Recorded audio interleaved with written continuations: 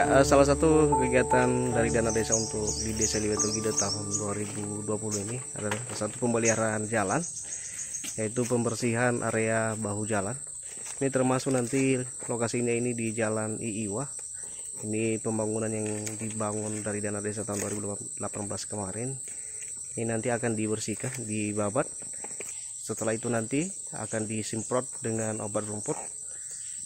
Jadi untuk sementara sejauh yang kita lewati tadi sudah dimulai pengerjaannya. Ini kita dibantu oleh Bung Mei di Lambanua. Nah, ini juga pengurus Karang Taruna. Jadi tepatlah kita mengikut sertakan pemuda dalam pembangunan desa ini. Terima kasih ya Bung Delau. Ya, sama-sama. Ya mungkin tahun depan kalau kita diperkenankan bisa menambah biaya, akan kita penuhi setiap jalan di desa Hiliwetugida. Ya demikianlah info terkini penggunaan dana desa di Desa Hiliwetugida.